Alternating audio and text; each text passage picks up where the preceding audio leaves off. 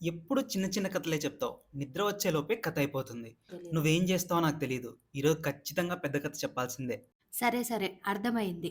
ఒక suspense story చెప్తా. కానీ ఒక్క రోజులో చెప్పలేను. 5 రోజులు చెప్తాను. 5 ఎపిసోడ్‌లుంటాయి. అస్సలు మిస్ అవ్వద్దు. సస్పెన్స్ అయితే ఓకేనా? ఆ! అలాంటి కథలే కావాలి నాకు. చెప్పిప్పుడు. సరే. మనము 3 ప్రశ్నలని ఫస్ట్ ఒక ఎపిసోడ్ చేశాము.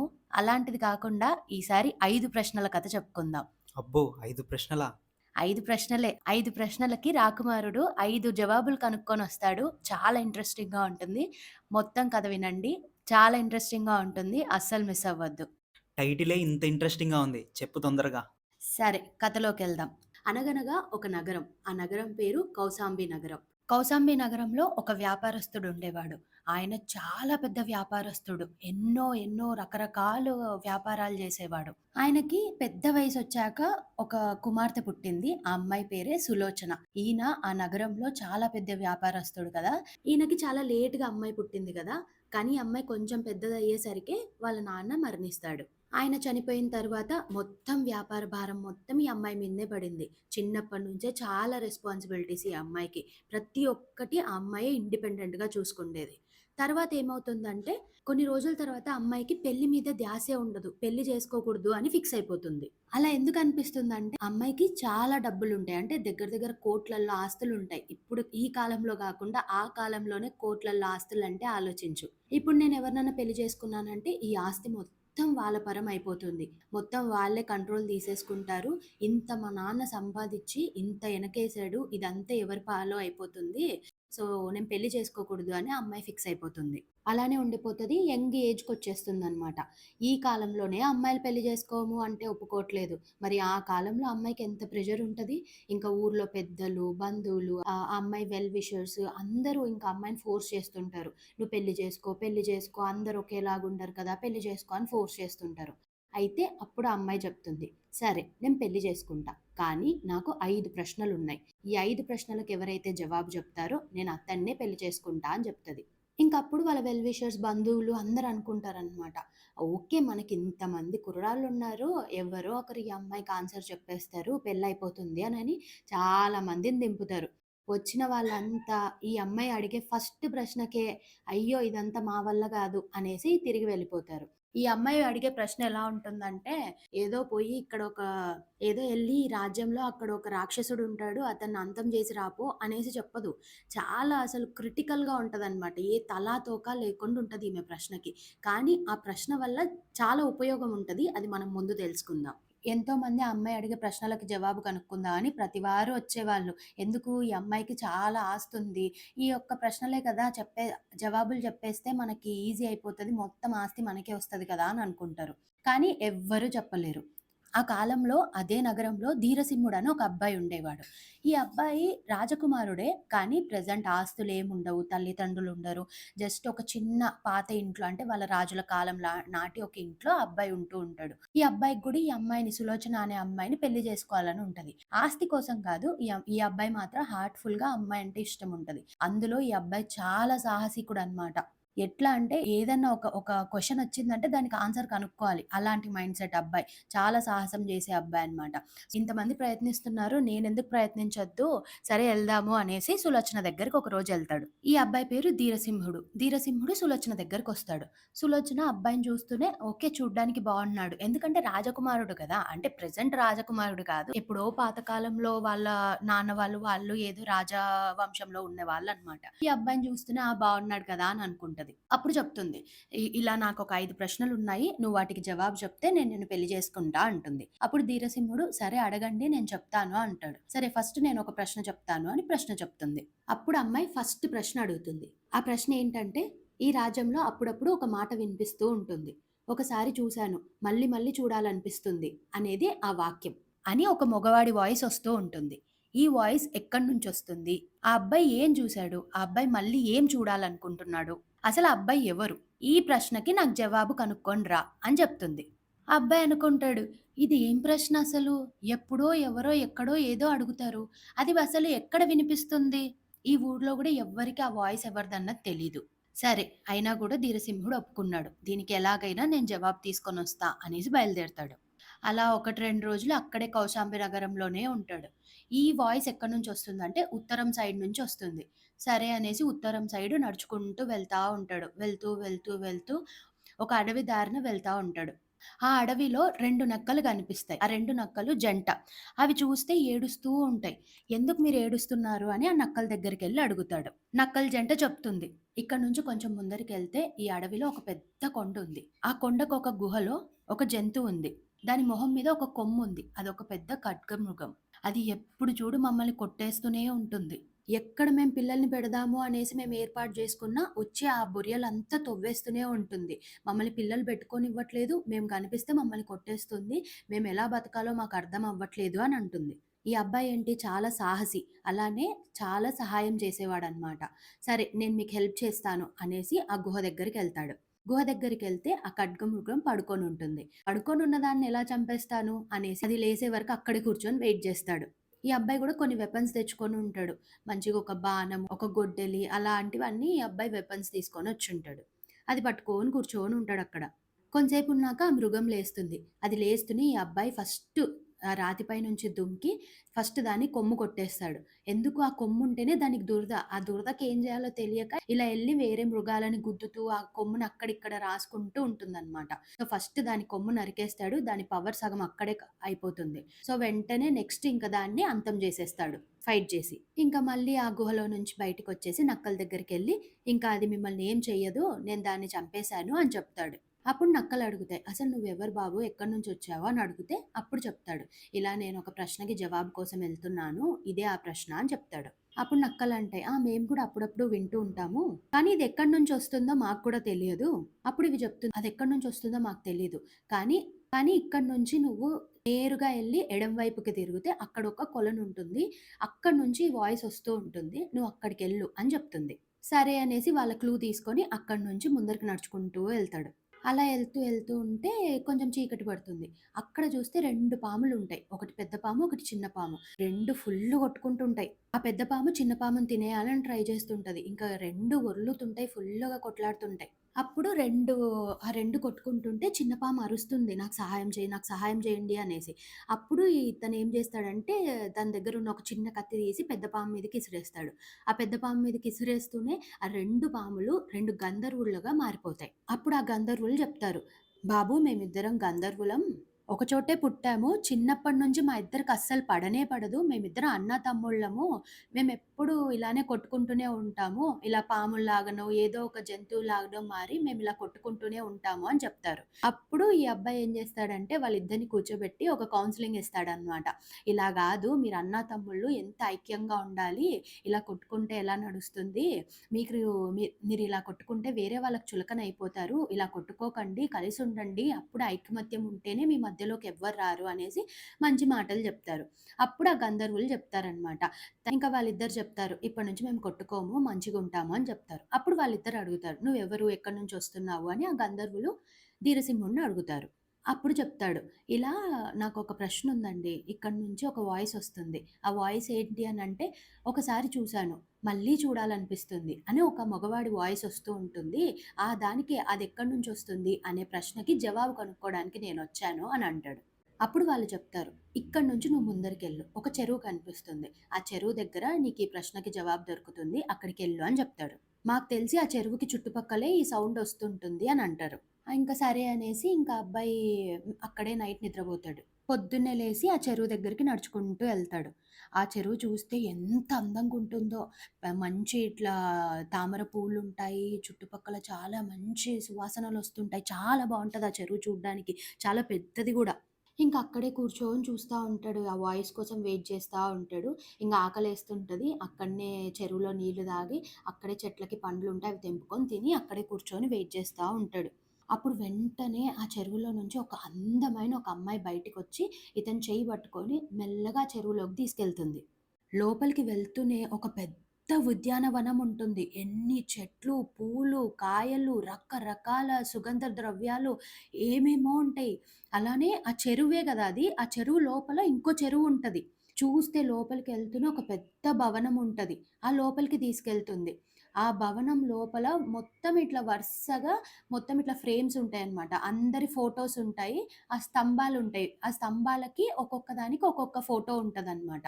ఒక్క చోట మాత్రం ఒక ఫ్రేమ్ ఖాళీగుంటుంది. ఈ లోపలికెళ్తూనే ఈ అమ్మాయి, ఆ అబ్బాయి చెయ్యి వదిలేసి, ఆ అమ్మాయి గూడా ఎళ్లి ఆ స్తంభంలో ఉన్న ఫోటోలోకెళ్ళిపోతుంది. ఈ అబ్బాయి షాక్ అయిపోయుంటాడు. మొత్తం అన్ని ఫోటోలే. మనుషులెవ్వరు ఉండరు. ఈ అబ్బాయి తప్ప ఎవ్వరుండరు. ఇంగ ఫుల్లు షాక్ అయిపోతాడు. ఆశ్చర్యపోతాడు. ఏంటిది? ఎక్కడికొచ్చా నేను? అసలు క్లూయే లేదు. అసలెందుకొచ్చా? ఏం జేస్తున్నా అనేసి. ఇంగ చూస్తా ఉంటాడు. అట్టే చూస్తా ఉంటాడు. అక్కడ మనుషులుండరు. ఎవ్వరుండరు. ఫుల్ ఆకలైతుంటది. అక్కడ ఉద్యానవనం అన్నాం గదా! చాలా చెట్లు, పండ్లుంటాయి. ఎన్ని పండ్లు తినుంటాడో, అక్కడ ఎన్ని నీళ్లు తాగుంటాడో, ఏం తిన్నా తన ఆకలి తీరదు.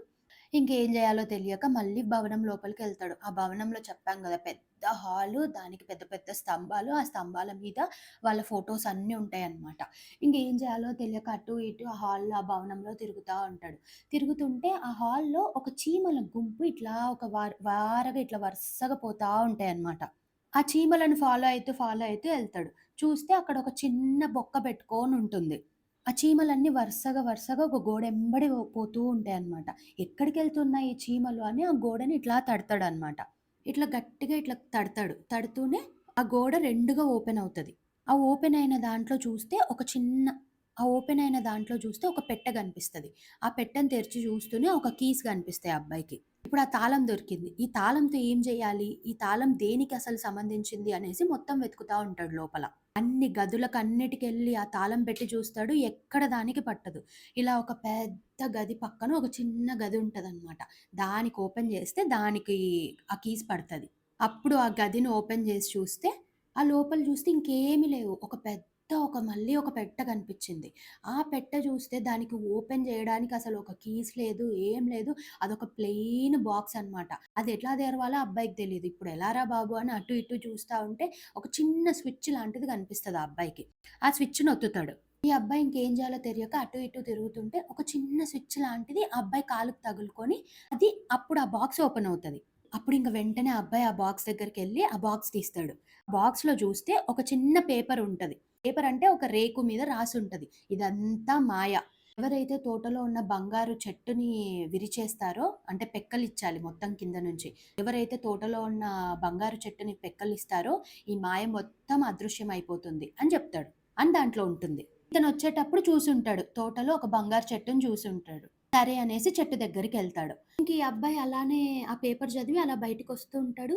వెంటనే ఇంక ఇట్లా టింగ్ టింగ్ టింగ్ టింగ్ టింగ్ అనేసి ఒక మ్యూజిక్, ఒక సౌండ్ అంతా ఇట్లా సడెన్‌గా ఒక మ్యాజిక్ లాగా అన్ని సౌండ్‌లొస్తూ ఉంటాయన్నమాట. అప్పుడు ఈ అబ్బాయి షాకింగ్‌గా అక్కడే నిలబడుకొని ఉంటాడు. హాల్‌లోకొస్తాడు. చూస్తే ఎవరైతే ఆ ఫోటోలల్లో ఆ పటాలల్లో ఎవరైతే అమ్మాయిలున్నారో అప్సరసల్లాగా, ఆ అమ్మాయిలందరూ మనుషుల్లాగా మారి హాల్‌లోకొచ్చుంటారు. వచ్చి ఇంగ ఫుల్ ఇంకా డాన్సులు, పాటలు, మ్యూజిక్ ఇంకా పెద్ద విందు చేసుకుంటారు. ఈ అబ్బాయిని గూడా కూర్చోబెట్టి "నువ్వు గూడా తిను" అనేసి ఆ అబ్బాయికి కూడా భోజనం పెడతారనమాట. మళ్ళీ ఇంకా అట్లా ఆటపాటలన్నీ అయిపోతాయి. మళ్ళీ చూసేతలకి మళ్ళీ నైట్ అయ్యుంటది. ఇదంతా నైట్ జరుగుతుంటది. మళ్ళీ సూర్యోదయం అయ్యే లోపల మళ్ళా అందరెళ్లి మళ్ళీ ఆ ఫోటోలలో చేరిపోతారనమాట. ఇంక ఈ అబ్బాయి మళ్ళీ షాక్‌గా అసలిప్పుడు ఏం జరిగింది? ఏం జరగబోతుంది? అని అనుకుంటాడు. ఈ అబ్బాయి అనుకుంటాడు. సరే మనకైతే ఒక నోట్ దొరికింది గదా! ఫస్ట్ ఆ పని చేద్దాం అనేసి గార్డెన్‌లోకెళ్తాడు. ఇంకా తోటలోకెళ్తే పెద్ద బంగారు చెట్టు. ఈ అబ్బాయి దగ్గర కొన్ని వెపన్స్ ఉన్నాయి గదా! అదే గొడ్డలి అవన్నీ ఉన్నాయి గదా! ఇంకా అవన్నీ పెట్టి ఫుల్ ట్రై చేస్తాడు. అట్లెక్కుతాడు, ఇట్లెక్కుతాడు, అట్లా దోస్తాడు, అట్లా కొడతాడు. ఏం చేసినా గూడా ఆ చెట్టుని ఇంచు గాదు గదా! ఒక ఒక ఆ చెట్టుకున్న ఆకు గూడా పీకలేడనమాట. అంత కష్టంగుంటది. ఇది ఏంట్రా బాబు అని ఇంక అక్కడే కూర్చొనుంటాడు. చూస్తే ఆ చెట్టు పక్కన ఒక చిన్న చెట్టుంటది. చిన్న చెట్టంటే అది గూడా బంగారు చెట్టే. సరే ఈ పెద్ద చెట్టు రాట్లేదు. ఈ చిన్న చెట్టన్నా వస్తదా? రాదా? అనేసి ఇట్లా చెట్టుని ఇట్లా పట్టుకొని చిన్న పిలకనమాట అది. ఇట్లా చిన్న చెట్టుని ఇట్లా పట్టుకొని పీకుతూనే మొత్తం పెద్ద చెట్టు మొత్తం టప అనేసి కింద పడిపోతది. మొత్తం ఇట్లా వేర్లతో సహా పెద్ద చెట్టు పడిపోతది. చూస్తే ఇంకేముంది వెంటనే ఇంకా ఆ పెద్ద భవనం మొత్తం మాయమైపోయింది. అక్కడ అన్నీ ఏవైతే ఇంకా తోటలు, పూలు, పండ్లు, అక్కడున్న సరస్సు అన్నీ మాయమైపోయినాయి. వెంటనే ఏదైతే భవనంలో ఉన్న అమ్మాయిలంతా ఇట్లా నడుచుకుంటూ బయటకొచ్చేసారనమాట.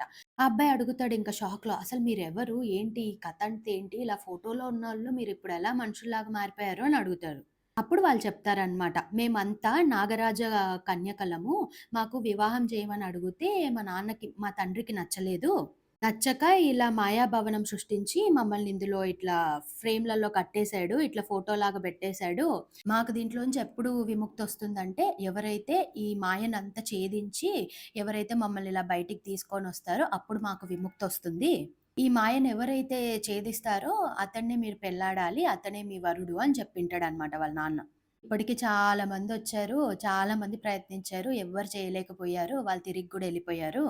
ఈ సరస్సు దగ్గరికి ఎవరెవరైతే వస్తారో, ఈ అప్సరసల్లో ఒకరెళ్ళేది, వాళ్ళని పిలుచుకొనొచ్చేది. ఇది ప్రయత్నించమని అంటే వాళ్ళని ప్రోత్సహిస్తారనమాట. ఇంక అక్కడికొచ్చాక చేసేదేం లేక అందరూ ట్రై చేస్తారు. ఇది మన వల్ల కాదులే అనేసి మళ్ళా తిరిగెళ్ళిపోతారనమాట.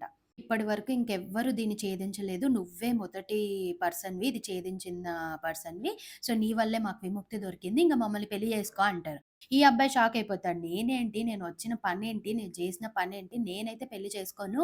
నాకు మిమ్మల్ని పెళ్లి చేసుకునే ఉద్దేశ్యం ఏం లేదు అని జెప్తాడు. మీరెళ్ళిపోండి.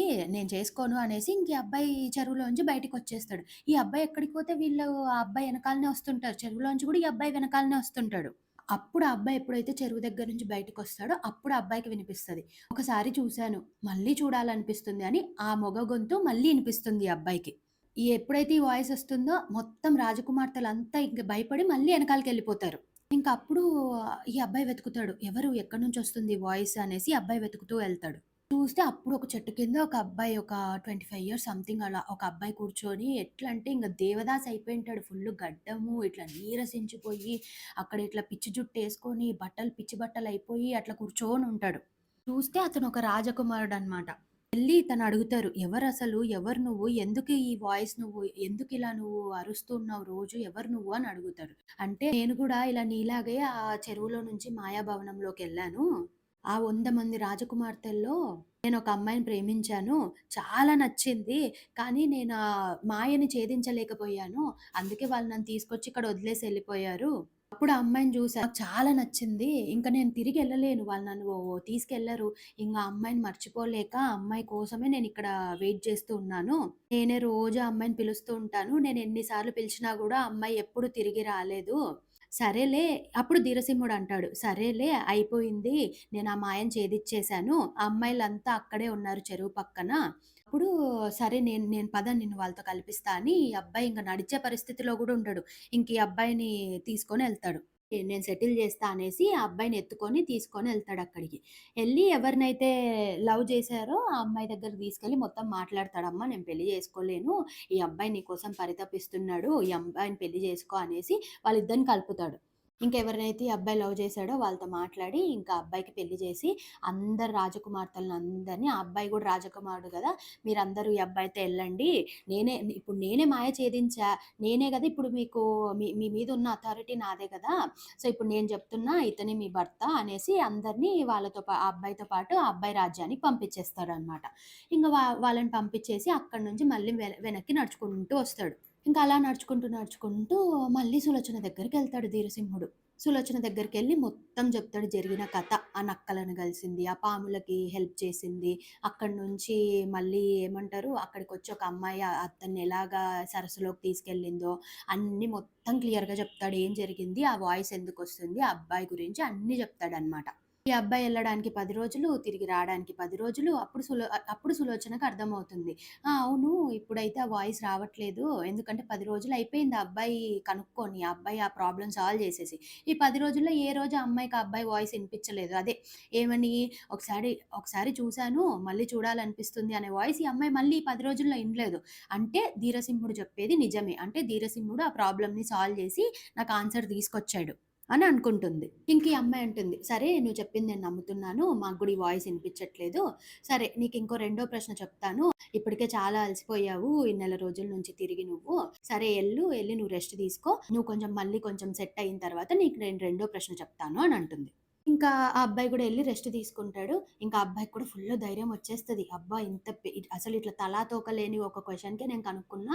మిగతా 4టికి కూడా నేను కనుక్కోగలుగుతాను అని మంచి ఇట్లా ధైర్యం వస్తదనమాట ఆ అబ్బాయికి. ఇంకా ఆ అబ్బాయి రెండో ప్రశ్న కోసం వెయిట్ చేస్తా ఉంటాడు.